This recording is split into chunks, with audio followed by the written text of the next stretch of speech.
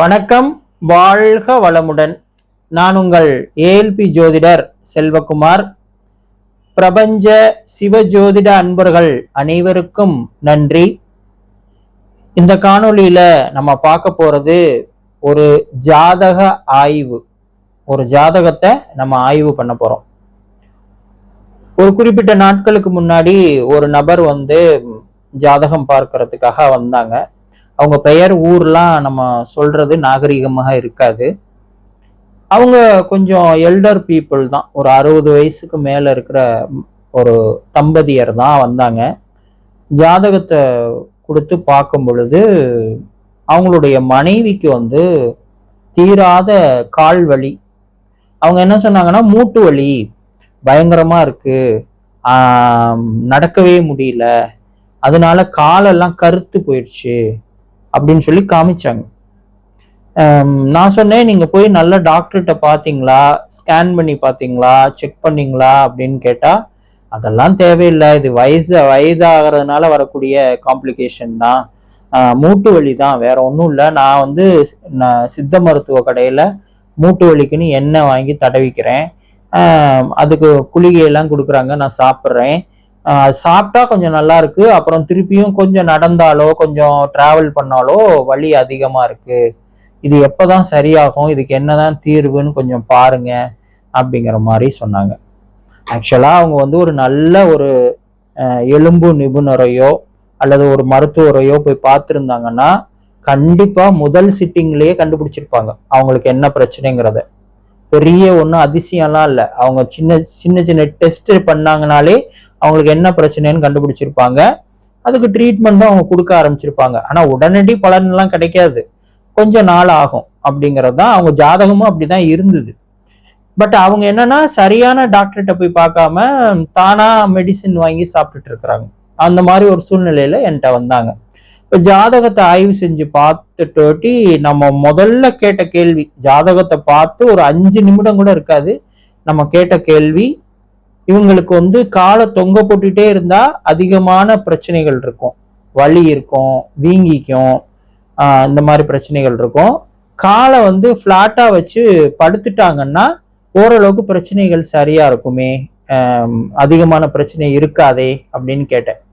ஆமாங்க, நைட்டு நல்ல காலை நீட்டி பெட்ல படுத்து தூங்கி காலைல எந்திரிச்சாப்லன்னா நல்லா இருக்காப்ல, அப்போ காலையில எந்திரிச்சு நடக்கிறது செய்யறதுக்கெல்லாம் ஈஸியா இருக்குது. ஆனா பகல் முழுக்க நின்றுகிட்டு இருந்தாலோ அல்லது காலை தொங்க போட்டு உட்கார்ந்து இருந்தாலோ கண்டிப்பா பிரச்சனை இருக்குதுங்க அப்படின்னு அவங்க சொன்னாங்க. அப்போ அவங்க ஜாதகம் என்னன்னு பாத்தீங்கன்னா, அவங்களுக்கு மகர லக்னம் அட்சய லக்னமாக போயிட்டு இருக்கு. உத்திராட நட்சத்திரம் 4ஆம் பாதம் லக்ன நட்சத்திர புள்ளியாக சென்று கொண்டிருக்கிறது. இவங்களுடைய ஜாதகத்துல இவங்களுக்கு என்ன ஒரு விஷயம் நம்ம பார்த்தோட்டி நம்ம கண்டுபிடிச்சோம் அப்படின்னு சொல்லி பாத்தீங்கன்னா, ராகு பகவான் ஜாதகத்துல ராகு பகவான் எங்க உட்கார்ந்துருக்காரு அப்படின்னு சொல்லி பாத்தீங்கன்னா 11ஆம் பாவகத்துல உட்கார்ந்துருக்காரு.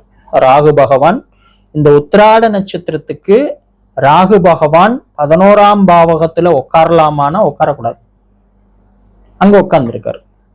அடுத்து சனி பகவான் எங்க போய் உட்கார்ந்துருக்காரு அப்படின்னு சொல்லி பாத்தீங்கன்னா, இந்த உத்திராட நட்சத்திரத்துக்கு சனி பகவான் 6ஆம் பாவகத்துல போய் உட்காரக்கூடாது. ஆனா இவரோட ஜாதகத்துல சனி பகவான் 6ல, ராகு பகவான் 11ல, இந்த மாதிரி அமைப்பு இவங்க ஜாதகத்துல இருந்தது. பார்த்தோட்டையுமே நம்ம கண்டுபிடிச்சோம். இரத்த ஓட்டம் சம்பந்தமான ஆய்வு செய்யக்கூடிய ஒரு மருத்துவரை போய் பாருங்க, இரத்த ஓட்ட நிபுணர்னே இருக்கிறாங்க. அந்த இரத்த ஓட்டம் சம்பந்தமான விஷயங்களை கவனிக்கக்கூடிய ஒரு மருத்துவரை போய் பாருங்க, அவங்க கண்டிப்பா உங்களுக்கு நல்ல கைடன்ஸ் கொடுப்பாங்க அப்படின்னு சொல்லி சொன்னேன். அப்போ அவங்க என்ன கேட்டாங்கன்னா, நீங்க என்ன வியாதி இருக்கும்னு நீங்க ஜோதிட ரீதியா கண்டுபிடிக்க முடியுமா, ஜாதக ரீதியா கண்டுபிடிக்க முடியுமா அப்படின்னு கேட்டாங்க. நான் சொன்னேன், இவங்களுக்கு கண்டிப்பாக வெரிகோஸ் வெயின் அப்படிங்கிற பிரச்சனை இருக்குது. வெரிகோஸ் வெயின்னா ஒன்றும் இல்லை, நம்மளுடைய கெண்டைக்கால் பகுதியில செல்லக்கூடிய இரத்த குழாய்கள்ல அடைப்பு ஏற்பட்டிருக்கும். அதாவது நம்மலாம் கேள்விப்படுறது என்னன்னா, இதய ரத்த குழாய்கள்ல அடைப்பு அப்படிங்கிறத நம்ம கேள்விப்படுறோம். இதய ரத்த குழாய்கள்ல அடைப்பு இருந்துச்சுன்னா என்ன பண்ணுவாங்க, ஸ்டென்ட் வச்சு ஆப்ரேஷன் பண்ணுவாங்க. அப்படி இல்லைன்னா பைபாஸ் சர்ஜரி பண்ணுவாங்க. ஆனா உடல் முழுக்க இருக்கக்கூடிய இரத்த குழாய்கள்லயும் அடைப்பு வரும். மூளையில இருக்கிற இரத்த குழாயில அடைப்பு வரும், கால்கள்ல இருக்கக்கூடிய இரத்த குழாய்கள்லயும் அடைப்பு வரும். அதெல்லாம் நமக்கு தெரியல, அவ்வளவு ஃபேமஸா அது வெளியில யாரும் சொல்லிக்கிறது இல்லை. ஆனா அங்கேயும் அடைப்புகள் வரும், அதனால பாதிப்புகள் வருங்கிறது தெரியும். அப்போ இந்த கணுக்கால் பகுதியில் இருக்கக்கூடிய இரத்த நாளங்கள்ல ஏற்படக்கூடிய அடைப்புகளால் ஏற்படக்கூடிய பிரச்சனை தான் இந்த வெரிகோஸ் வெயின் அப்படிங்கிற பிரச்சனை. நீண்ட நேரம் நின்றுகிட்டே வேலை செய்யக்கூடிய ஆசிரியர்கள், கண்டக்டர், ஆமா பேருந்துல இருக்கக்கூடிய நடத்துனர்கள், இந்த மாதிரி டீ மாஸ்டர், கடையில நின்றுகிட்டே டீ போடுற மாஸ்டர்ஸ், அந்த மாதிரி நின்றுகிட்டே வேலை செய்யக்கூடிய பணியாளர்களுக்கு, கொத்தனார் வேலை பார்க்குறவங்க, சித்தால் வேலை பார்க்குறவங்க, இந்த மாதிரி கடுமையா வெயிட் தூக்கி நின்றுகிட்டே வேலை செய்யக்கூடிய நபர்களுக்கு இந்த வெரிகோஸ் வெயின்ங்கிற பிரச்சனை வரும். ஏன்னா இந்த இரத்த நாளங்கள்ல நின்றுகிட்டே இருக்கவங்களுக்கு பூமியோட ஈர்ப்பு விசை கீழ் நோக்கி இழுக்கிறதுனால இதயத்துல பம்ப் பண்ற ரத்தம் எல்லாமே காலை நோக்கி தான் பாயும். காலை நோக்கி பாயறனால அந்த இரத்த நாளங்கள்ல அழுத்தம் அதிகமாகி அந்த இரத்த நாளங்கள் கொஞ்சம் கொஞ்சமா விரிவடைய ஆரம்பிச்சிடும், பெருசாயிடும். அப்படி பெருசா ஆனதுக்கு அப்புறம் அந்த பிளட் ப்ரெஷர் அப்படிங்கிறது மேல இருந்து கீழே நல்லா ஃப்ளோ ஆகுமே தவிர கீழே போன ரத்தம் திருப்பி மேல் நோக்கி ஏறுறதுங்கிறது அவ்வளவு ஈஸியா ஏறாது. ஏன்னா அந்த இரத்த குழாய்கள் கரெக்டான சைஸ்ல இருந்தா ப்ரெஷர் கரெக்டா இருக்கும், மேலே ஏறி வந்துடும். இப்போ அகலமா விரிவடைந்தறனால ரத்தம் மேலே ஏறாம கீழேயே தங்க ஆரம்பிச்சிடும்.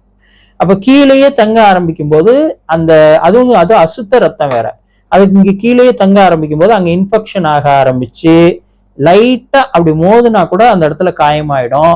அந்த காயம் ஆறவே ஆறாது. இவங்க கூட பயப்படுவாங்க, சுகர் இருக்கோ அதனாலதான் ஆற மாட்டேங்குது. சுகர் எல்லாம் இருக்காது டெஸ்ட் பண்ணி பார்த்தா. ஆனா அந்த இரத்த நாளங்கள்ல ஏற்படக்கூடிய காயங்கள் ஆறவே ஆறாது.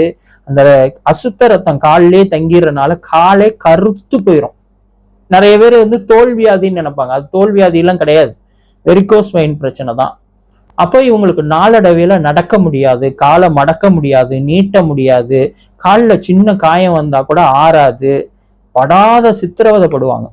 வெரிகோஸ் வெயின்ங்கிறது ரொம்ப ரொம்ப மோசமான ஒரு உடல்நல பாதிப்பு.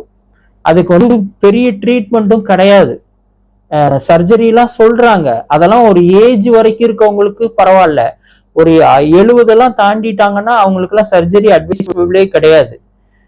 சர்ஜரி இல்ல வேற என்ன பண்ணலாம்னா மெடிசின்ஸ் எல்லாம் சாப்பிட்டா அது ஓரளவுக்கு தான் பலன் கொடுக்கும். ஆனா அவன் நரக வேதனை தான். அவன் என்ன சொல்லுவாங்கன்னா நைட்ல தூங்கும் போது பெல்ட் போட சொல்லுவாங்க காலில்.